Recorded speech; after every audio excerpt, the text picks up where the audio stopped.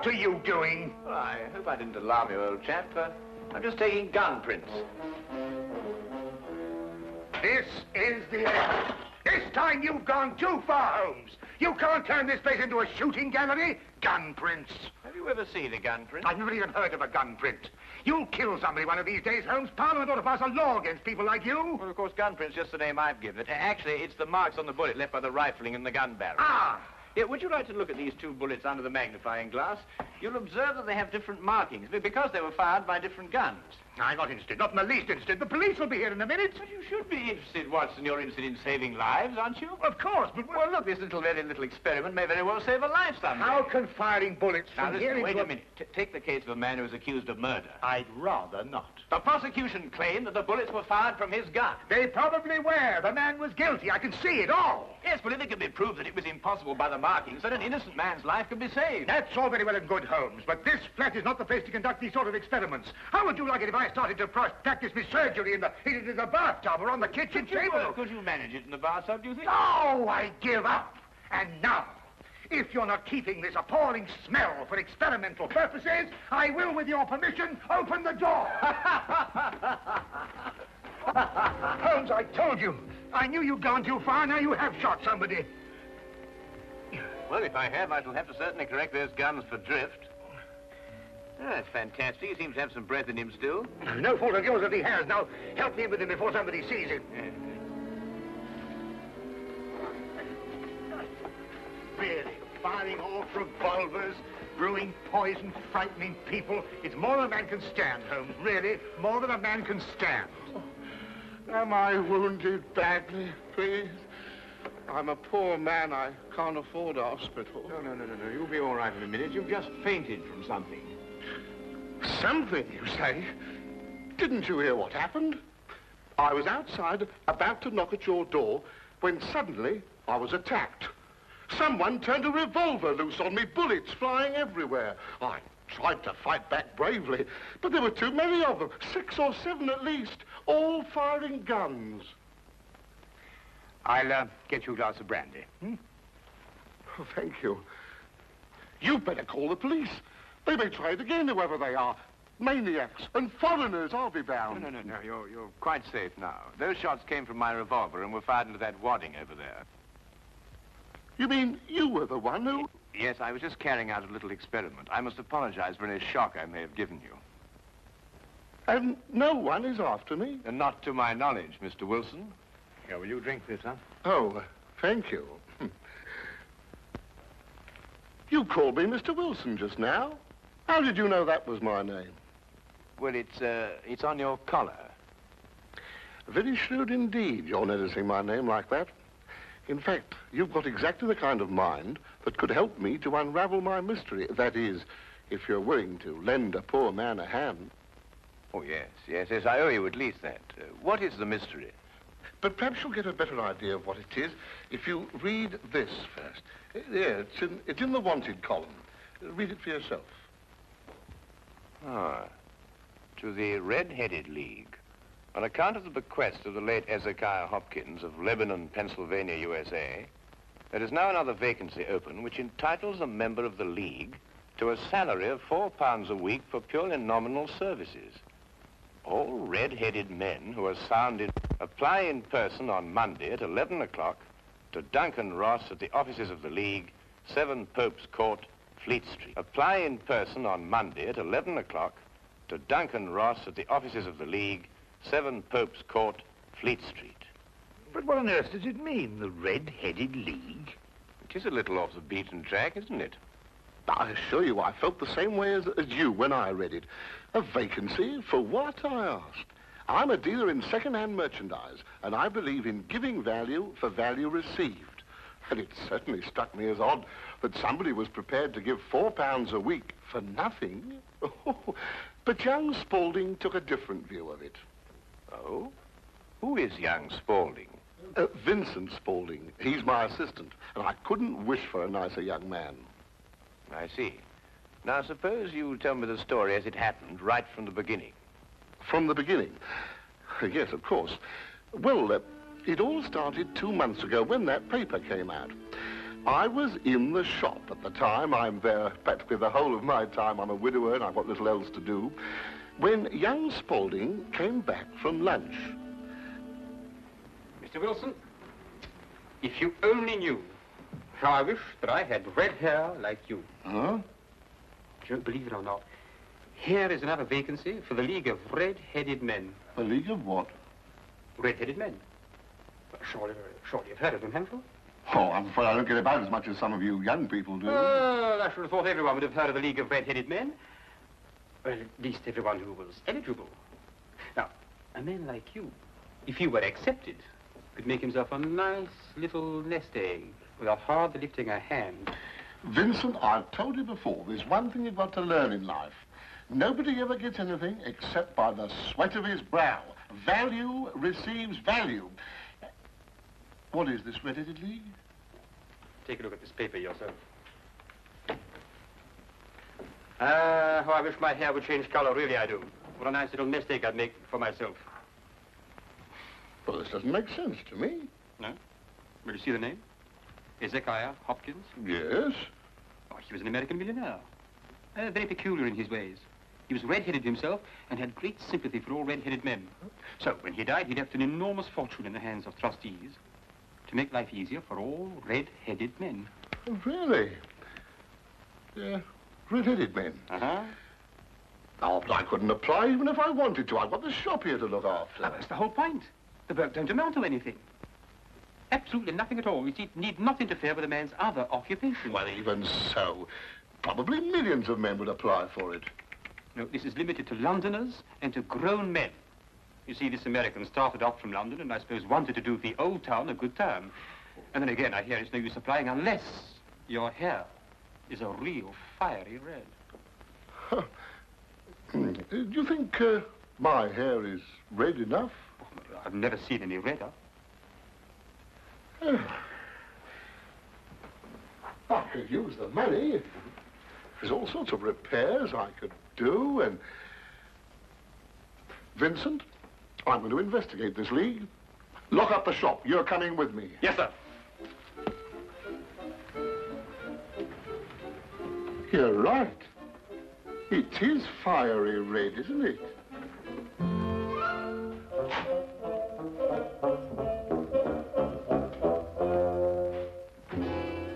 Let me handle everything. All right. Stand back, everybody. This is Mr. Hopkins' son. Go on, step back, or he'll see that you don't get interviewed at all. Mr. Hopkins, this way. Thank you for applying, Mr. Emerson. Your name will be kept on file, and in the event you are chosen to fill the vacancy, I'll get in touch with you immediately. Thank you, Mr. Ross. I do hope I win. My family and me could do with the money. We shall see what we shall see, Mr. Iverson. Thank you so much.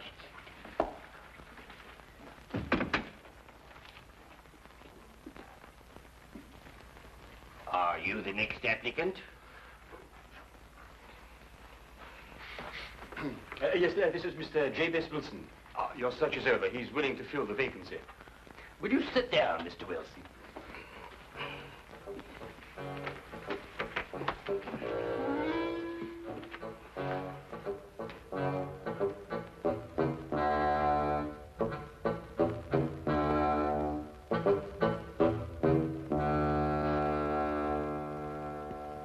I've never seen anything like it. I told you, Mr. Wilson. It's extraordinary, beyond belief. Congratulations. It would be an injustice to hesitate. Oh, I've got the position. You have. You will, however, excuse me for taking an obvious precaution. There are tears in your eyes. I perceive all is as it should be, but we have to be careful, for twice now we have been deceived by wigs, and once by paint.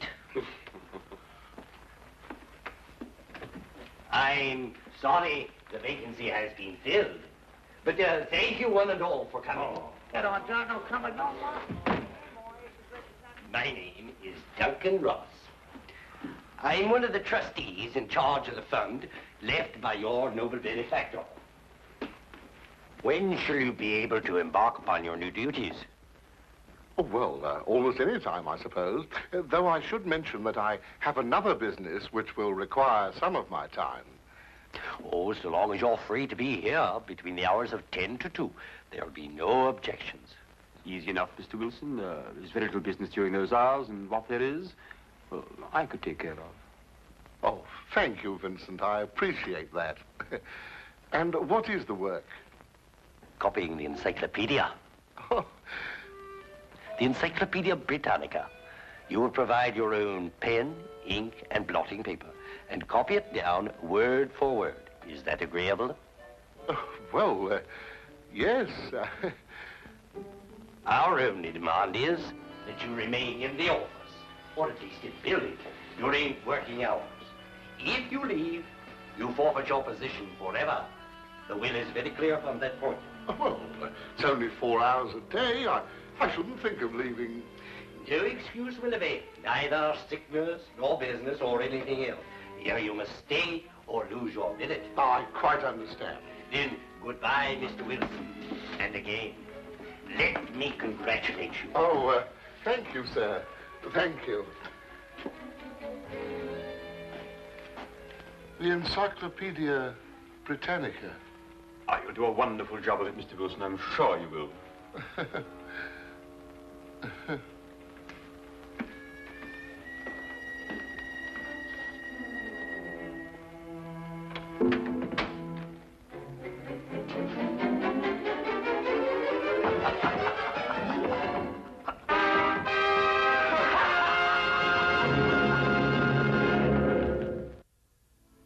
The first word was Archon. At the end of 8 weeks, I'd finished the A's and begun the B's. For this, Mr. Ross rewarded me every Saturday with 4 golden sovereigns. Yesterday morning, however, I got a staggering blow indeed.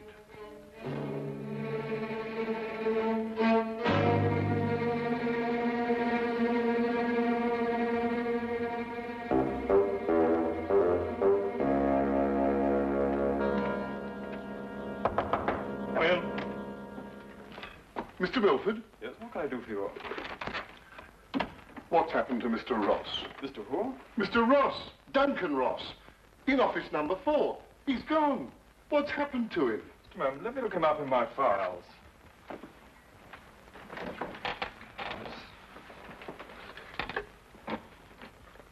Are you a customer of this, Mr. Ross? I work for him. That is, I did up until this morning. What did you do? I copied the encyclopedia. You copied? The Encyclopedia Britannica. Wouldn't it have been cheaper buying another encyclopedia rather than going to all the trouble of copying it? You don't understand. That's the work the Red-Headed League required me to do. Look here, my good man. If this is a joke, I fail to see the humor. If it isn't, it's my duty to inform you that office number 4 was rented temporarily to William Morris, an accountant. I never heard of Duncan Ross, nor the Red-Headed League in all my life, and I'm certain they never existed. I got the home address of William Morris, but when I arrived there, it turned out to be a factory making ladies' unmentionables. No one had ever heard of William Morris or Duncan Ross. My word, you really were on a wild goose chase, weren't you? After that, I didn't know quite what to do. The whole experience was so embarrassing, I could hardly make myself tell it to Spaulding. Then, quite naturally, you thought of me.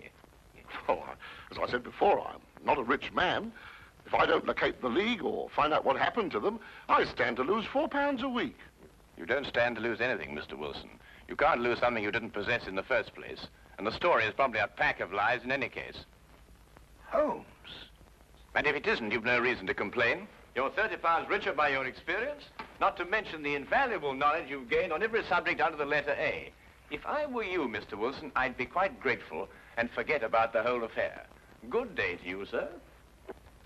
Well, I hardly expected this kind of treatment. If you should discover a corpse at your second-hand shop in an old cello case, you're perfectly welcome to return. In the meantime, I have an experiment to conclude. I'm going to find out if firing a gun in a house is illegal. If it is, you can rely on me to report you. Holmes, what on earth persuaded you to behave like that? Well, yes, it was rather unseemly behavior, wasn't it, Watson? Right. But absolutely necessary, I assure you. But why? Well, if I tell him I was willing to take on his case, he'd probably give me away to the wrong party. Why burden him with the necessity of having to keep a secret? Then you mean you're going to take the case? I wouldn't miss finding out about the Red-Headed League for all the tea in India. China, Holmes. Do you think it could be a prank, some sort of wild practical joke on Mr. Wilson? Well, at £4 a week for 8 weeks, the joke would be on someone else. It is a considerable sum, isn't it? The case, as I see it, breaks down into two whys.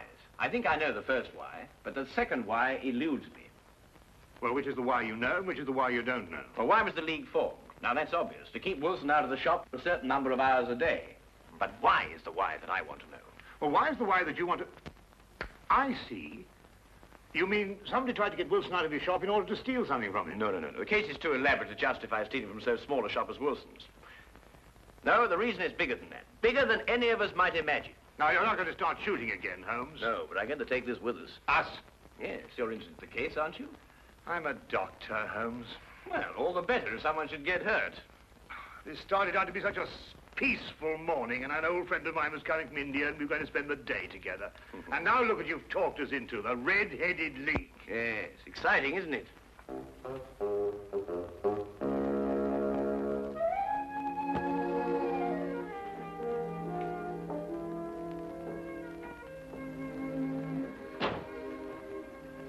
Seems to be nobody here. I wonder where he could be. I'll be right with you, gentlemen.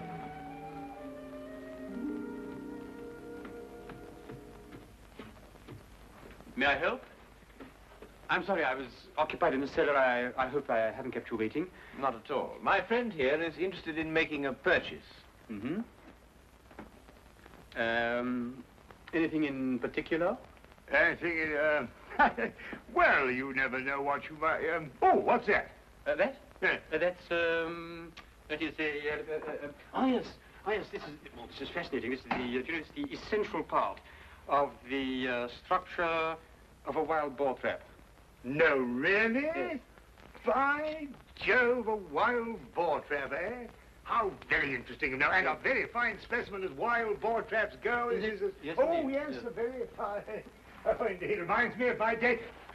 There we were, all lined out in a row, as far as the eye could see. Yes. Down the hill came the enemy, and the Battle of Royal Burnop was on. Yes, if you excuse me... There we were, outnumbered 112 to 1. That was from the count after the battle, as you understand. Yes, I'll say perfectly. Charge, they shouted, as down the hill they came, the hordes of heathen, at 112 to 1. And from that moment I became a collector, and I've been a collector ever since. You understand that, of course. Oh, yes, but that is a quite perfectly natural reaction. It's 1 o'clock. It's 1 o'clock. What? Yes, 1 o'clock. Our engagement with the Colonel. The Do you Colonel? remember? The one who led you in the charge. Oh, of course, yes. Well, I hope you'll keep that for me, will you? Well, there's been a fearful run on wild boar traps lately, but I'll do my best. Thank you, thank you. Thanks so much. Good afternoon. Well, what did you discover? The knees of Spaulding's trousers show considerable wear. What does that mean? That's a great deal. Let me have your stick for a minute. Yeah. What are you doing? Well, no time to explain now, but a considerable crime is in contemplation. And since today is Saturday, we may have some difficulty in preventing it. What kind of a crime? A bank robbery. What? Shh. Meet me at the side entrance of the Westminster County Bank at 10 o'clock sharp. Yes, is that the bank that's going to be... Yes. At 10 o'clock sharp, remember? Yeah. The basement vaults of the Royal Westminster Bank, as you can see, they are impregnable.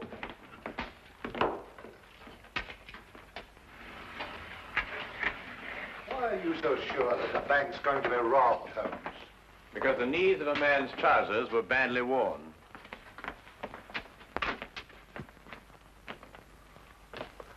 I can't see how they can possibly get in here.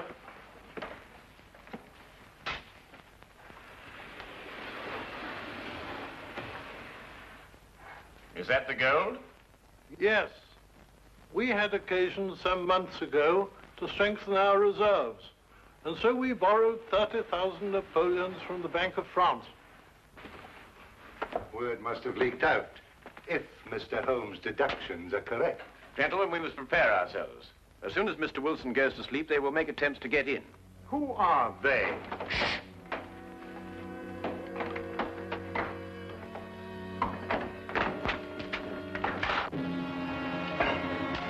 Get back.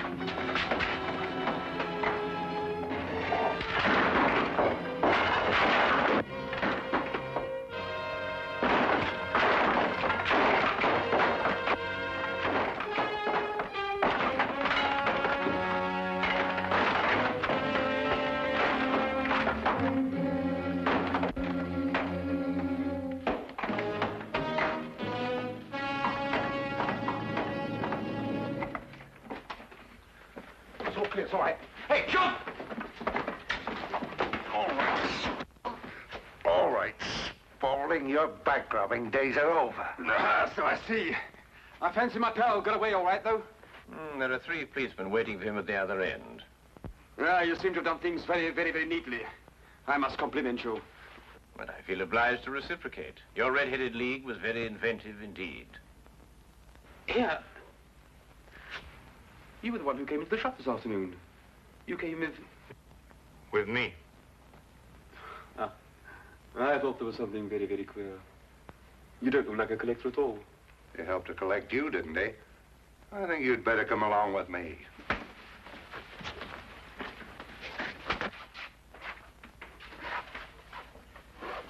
I don't know how the bank can repay you, Mr. Holmes.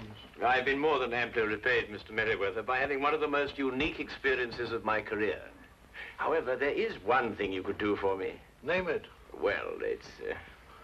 Anything, Mr. Holmes. I'm a regular depositor at your bank, Mr. Merriweather, and I should be eternally grateful if you could do something about your pens. I've yet to find one of them that worked. Come along, Watson.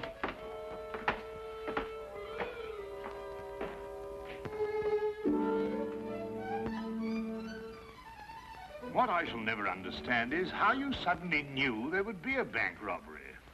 Well, if you remember, when we visited the second-hand shop, Spaulding was in the cellar.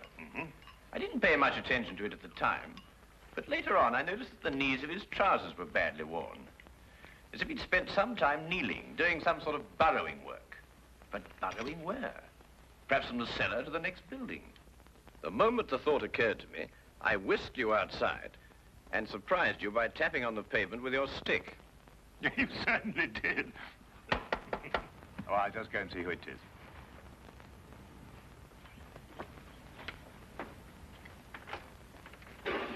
Hello, come on in, Inspector. How are you? Dr. Watson.